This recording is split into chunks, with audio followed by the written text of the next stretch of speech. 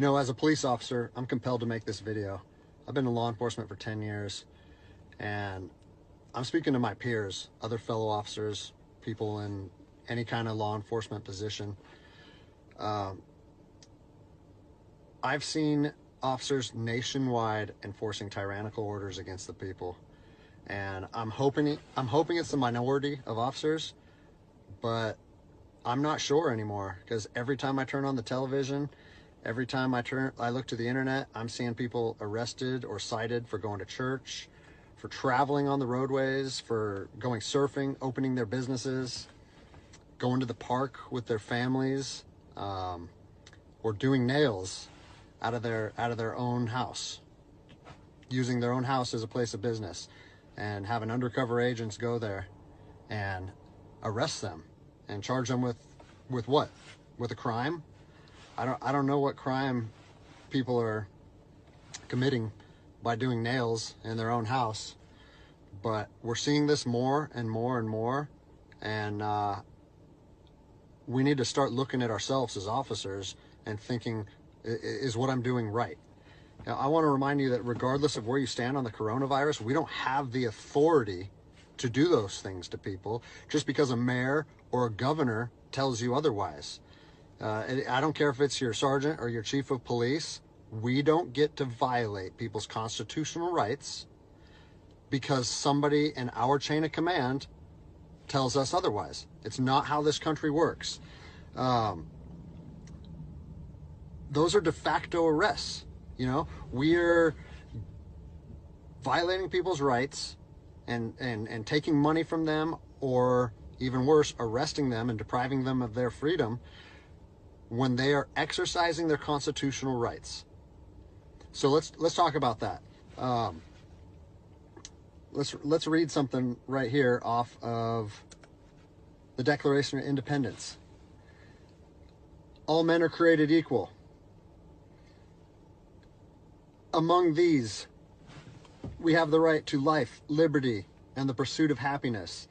That to secure these rights, governments are instituted among men, deriving their power from the consent of the governed, meaning our power and any government official's power is derived from the people.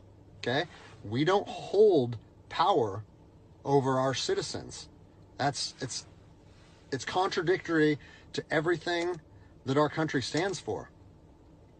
And this is what I'm seeing. First Amendment rights, telling people they can't go to church, freedom of religion.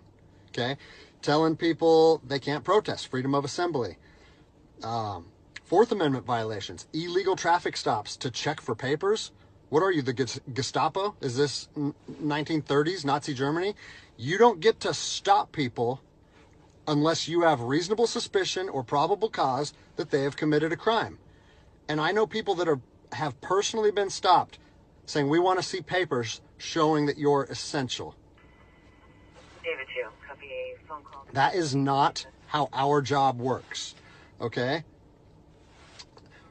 What really has been pissing me off lately is the fact that these officers that are going out here and enforcing these tyrannical orders, what they're doing is they're making my job and my safety, or they're putting my job and my safety at risk. Because what you're doing is you're widening the gap between public trust and law enforcement officers. And what that's going to do is it's going to, I mean, look at what's happened to law enforcement in the last 10 years. Less and less public trust, and more often than not, that is a result of isolated incidents that get blown out of proportion. They're not isolated anymore. They're happening every single day. And the thing that I want you guys to realize is that our power that we hold as law enforcement officers is nothing more than a facade. It's a badge and a gun. And people, you don't realize, if you haven't lived in anarchy, if you haven't seen combat, things can be stripped from people in a heartbeat. And that's what I'm afraid of. I'm afraid that these actions are going to wake a sleeping giant, i.e. the American people, okay? They are going to be put in a position where they won't have their rights trampled anymore. And us as law enforcement officers, we'll have our ability to enforce the law stripped from us in about 10 minutes. Okay? I think what is going to happen if this continues is we're going to see bloodshed in the streets. Okay? I don't want to see bloodshed in the streets on either side of this coin. I don't want to see fellow officers get injured or killed, and I certainly don't want to see citizens get injured or killed.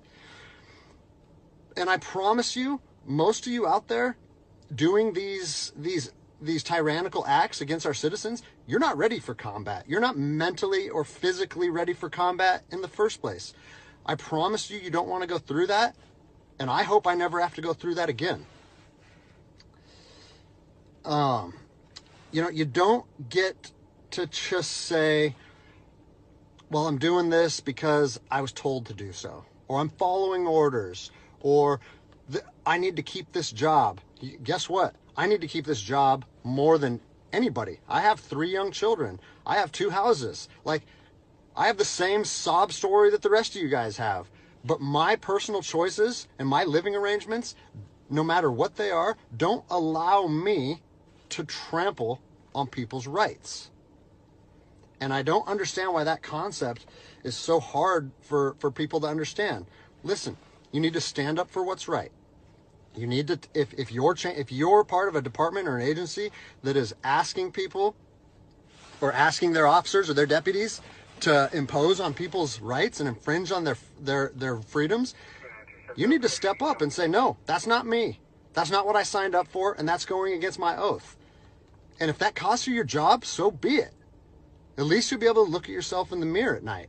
I've already expressed this to my department. And luckily for me, I come from a department that I feel like my chain of command shares my view, but I don't care what department you're part of or what your chain of command thinks. You don't get to trample on people's liberty. And so, as a special operations veteran, I've fought on the streets of Iraq under the U.S. government's guise of freedom. And I'm telling you what, the American people are going to you are going to wake a sleeping giant, and they are going to fight 10 times harder for their freedom on their soil than anything you've ever seen before. And if that's something you're willing to face, then keep trampling on people's rights. But I promise you, the American spirit of defiance is going to rise again, and it's going to be a big problem for our country. So I'll leave you with this, something that I learned as an E-nothing in the Army. No matter what situation you're put in, if you look inside yourself and ask yourself one question, am I doing the right thing? You ask yourself that, you know the answer. And no amount of money or no order or law or anything should be able to make you go against doing the right thing. So I'm imploring officers to look inside themselves and ask themselves, is this what I want to be doing to my citizens? And I think the answer is clear. And if we all stand up together, guess what? It'll be a non-issue, no factor, because people and law enforcement will be united like we should be.